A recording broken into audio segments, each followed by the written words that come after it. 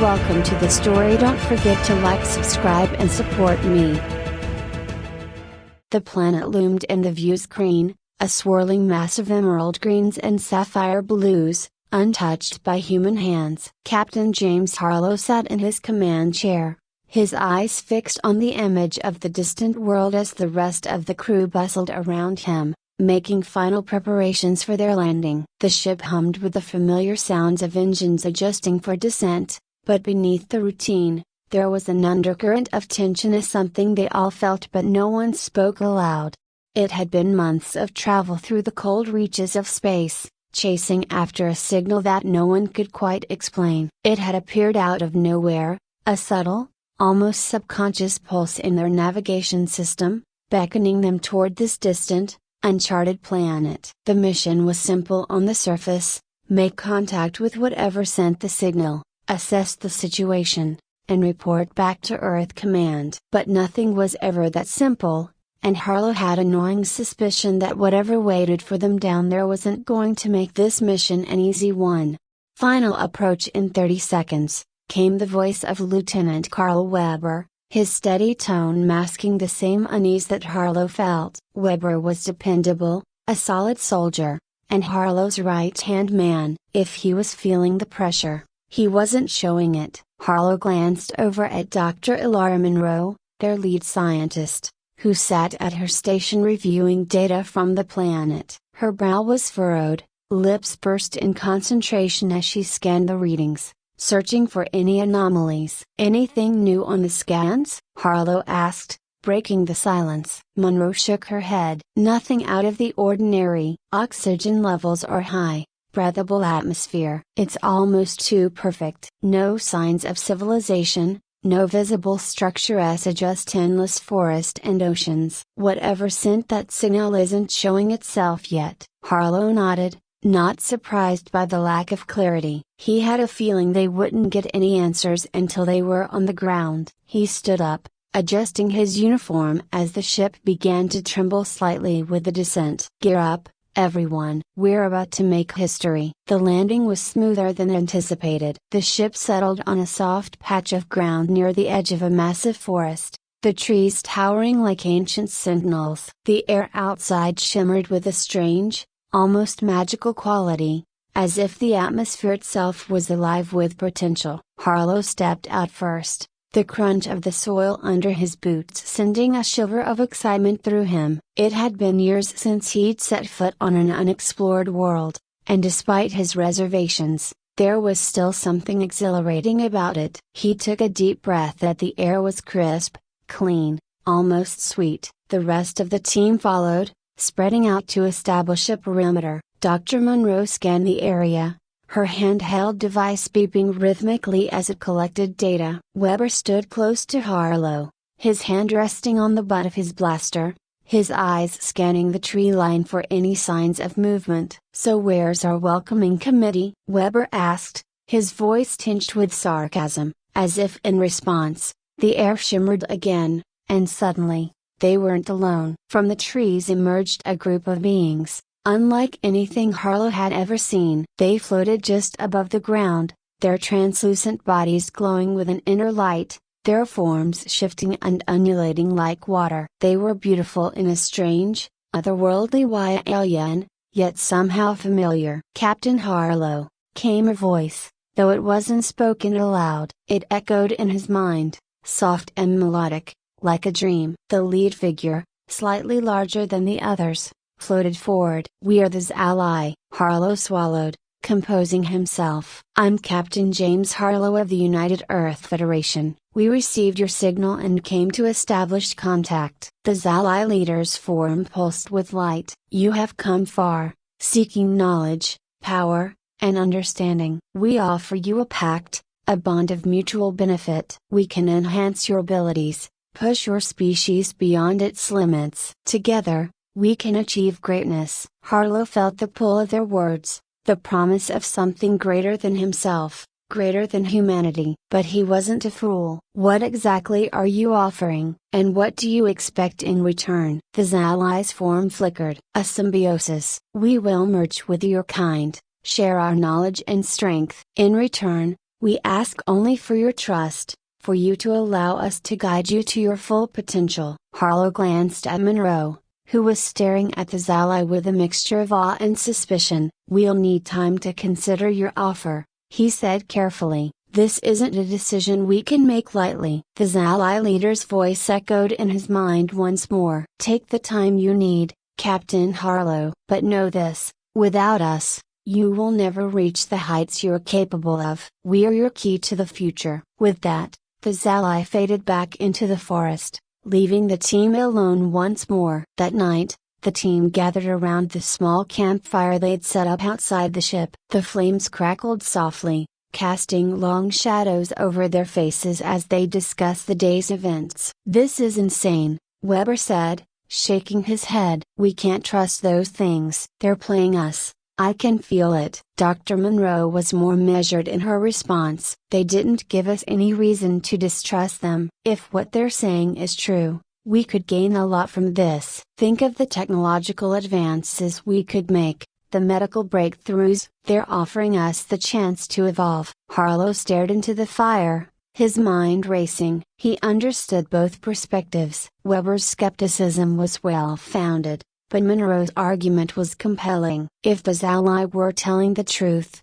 this could be the opportunity of a lifetime. "We need more information," he said finally. "Monroe, I want you to run some more scans, see if we can learn anything about these creatures that we didn't pick up before. Weber, keep the perimeter secure. We can't afford to let our guard down." As the night wore on, Harlow found himself unable to sleep. The Zali's words echoed in his mind, their offer tantalizing and dangerous. What would it mean to merge with them? Would they really enhance his abilities, make him stronger, faster, smarter? Or would they take something from him, as something he couldn't afford to lose? He stepped away from the camp, the soft hum of the ship behind him as he walked toward the edge of the forest. The trees loomed above, their branches swaying gently in the breeze. The air felt different here, heavier, charged with a strange energy. Suddenly, the Zali appeared before him, their forms shimmering in the moonlight. "You hesitate, Captain Harlow," the leader said, its voice soft in his mind. "Do you fear the unknown?" Harlow clenched his fists, forcing himself to remain calm. "I fear making the wrong choice." "There is no wrong choice," the Zali said. "Only fear and hesitation. We offer you the future. All you need to do is accept." For a moment, Harlow was tempted. He could feel the power radiating from the Zali, could sense the possibilities they offered. But something deep inside him, some primal instinct, held him back. There was more to this than the Zali were telling them. "I'll need more time," Harlow said, stepping back. The Zali's light flickered, their form shifting slightly. "Time is an illusion, Captain. You will soon see that we are inevitable." With that, the Zali vanished, leaving Harlow alone in the darkness. The next day, the team gathered again, and Monroe had her results. "There's something strange about their biology," she said, showing Harlow and Weber her findings. "They're not just symbiotic, they're parasitic. I think they've done this before, on other species. They lure them in with promises of power, but once the bond is made, it's irreversible. They take control." Harlow's heart sank. He had known, deep down, that something wasn't right. Now they had proof. Weber cursed under his breath. "We need to get out of here, now." But it wasn't going to be that easy. Before they could move, the Zali returned, this time with more urgency in their glowing forms. "You have discovered our nature," the leader said, its voice cold now, devoid of the warmth it had shown before. "But it is too late. The bond has already begun." Monroe gasped, clutching her head as a searing pain shot through her mind. Harlow felt it too, a sharp, invasive pressure, as if something was pushing into his brain, twisting his thoughts, making him doubt his own will. "We are one now," the Zali said, their voices merging into a chorus. "You will become more than you ever imagined, but you will also become ours." The pain rippled through Harlow's skull like a wave crashing against rock. His vision blurred, and for a moment, he felt himself slipping away, his thoughts no longer his own. The Zali's voices echoed in his mind, melding with his own thoughts until he couldn't tell where he ended and they began. He gritted his teeth, forcing himself to stay grounded, to fight the intrusion. He looked over at Monroe, whose face had gone pale, her eyes wide with fear. She was clutching her head, trying to resist the same invasive presence, but it was clear she was losing the battle. "We have door broken bar, we have to fight them," Harlow managed, his voice strained. He reached out and grabbed her shoulder, trying to anchor both of them to reality. But the pressure only increased, like invisible hands squeezing his brain. Weber was already on his feet, blaster in hand, eyes darting toward the Zali forms, now hovering ominously above them. "Captain, what the hell do we do? These things are inside us." Harlow's mind raced, struggling to form a coherent thought amidst the noise the Zali were creating in his head. He had to get control. He had to act. He pushed the pain down, focusing on the mission. "We need to break their hold." "Monroe, is there any way to disrupt this bond?" Monroe blinked, her eyes flickering with the briefest moment of clarity as she processed his question. "Maybe broken bar, maybe there's a way to overload the connection," she said, her voice shaky but determined. "But we'd need a strong enough energy source, something to destabilize the link between them and us." Weber, still holding his blaster tightly, looked around. "What about the ship's core?" "That thing's powerful enough to blow this whole forest to hell." Harlow grimaced. That was an option,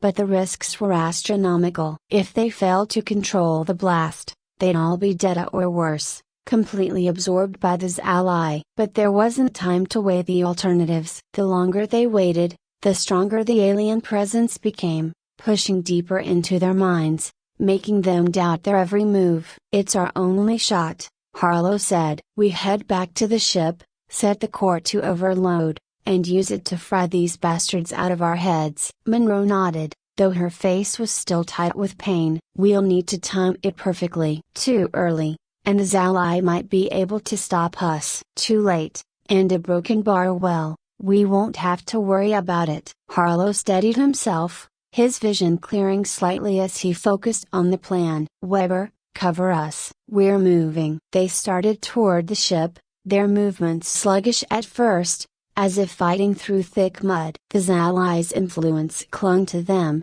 pulling them back, trying to assert control over their limbs, their minds. But Harlow forced himself forward, one step at a time, with Monroe and Weber right behind him. As they neared the ship, the Zali leader's voice boomed inside Harlow's head, louder and more menacing than before. "You cannot escape us, Captain. The bond is eternal. You're ours." Harlow gritted his teeth, pushing the voice aside. "Not today." They reached the ship's entrance, the heavy door sliding open with a hiss. Inside, the familiar hum of the systems offered a brief moment of comfort, but there was no time to rest. Harlow and Monroe rushed toward the engine room, while Weber stayed by the entrance, his blaster ready, eyes scanning the tree line for any signs of the Zali's physical presence.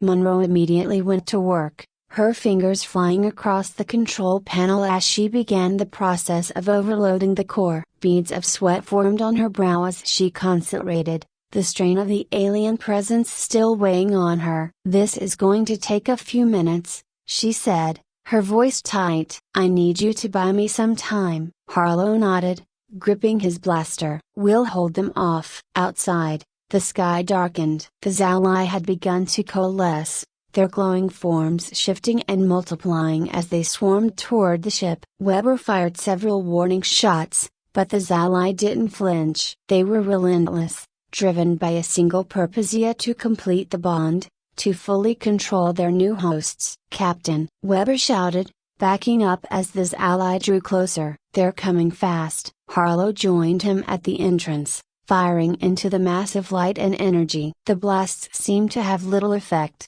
merely dispersing the aliens for a moment before they reformed and continued their advance. They were unlike any enemy Harlow had ever faced, untouchable, unstoppable. "Weber, we can't let them get inside," Harlow yelled over the din of the blaster fire. Weber nodded grimly, but it was clear that both of them knew it was only a matter of time before the Zali breached the ship. Their bodies might still be human, but their minds were being ripped apart from the inside. Then, with a sudden pulse, the Zali stopped. They hovered just outside the ship, their forms flickering with an unnatural intensity. For a moment, everything was still. "What the hell?" a broken bar Weber whispered, his blaster still trained on the aliens. Harlow's stomach dropped. This was wrong. Too easy. "Monroe, how much time do you need?" "Almost there," she called back, her voice frantic. "Just hold on a little longer." The Zali leader's voice echoed through the air,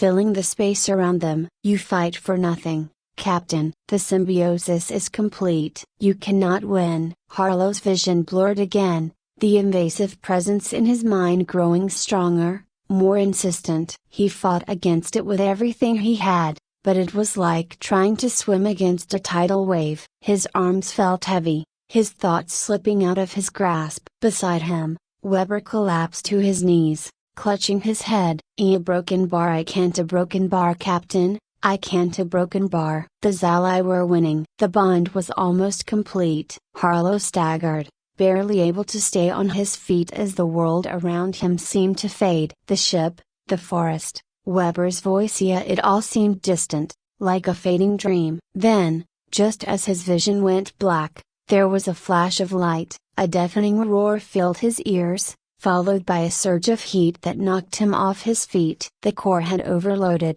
For a moment, there was nothing but blinding light and searing pain. Harlow's body felt like it was being torn apart, every nerve screaming in agony. He couldn't think, couldn't move, couldn't breathe. Then, just as quickly as it had begun, it was over. Harlow lay on the ground, gasping for air, his mind reeling. He was still alive. Somehow, against all odds, he had survived. Slowly, he pushed himself to his feet, his body aching with every movement. Around him, the ship's interior was a wreck. Smoke billowed from the ruined control panels, and sparks flew from exposed wires. But the Zali were gone. Their presence in his mind, the constant pressure, yeah, it was all gone. He turned to see Weber, still slumped on the ground, but breathing. Monroe was lying against the wall, her eyes open, her face streaked with dirt and sweat. "We broken bar, did it?" Harlow croaked, his voice barely above a whisper. Monroe nodded weakly. "We overloaded the link." "It worked." Harlow closed his eyes, relief washing over him like a wave. They had broken free. The Zali were defeated. But the victory was hollow. As Harlow looked around at the wreckage of the ship, at his exhausted and battered team, he knew that they had barely escaped. The Zali might be gone, but the scars they left, both physical and mental, would never fade. "We need to warn Earth," Monroe said softly, her voice shaky. "The Zali, a broken bar, they're still out there. This wasn't the first time they've tried this. It won't be the last." Harlow nodded, though the thought of facing the Zali again made his stomach churn. "We will," he said, his voice resolute. "We'll make sure everyone knows what they're up against." As the remaining team members gathered their strength and began the long process of repairing the ship, Harlow couldn't shake the feeling that they had only delayed the inevitable. The Zali were far from finished. They had survived this encounter, but the next time, a broken bar, the next time might be different. For now, though, they had won, and that was enough.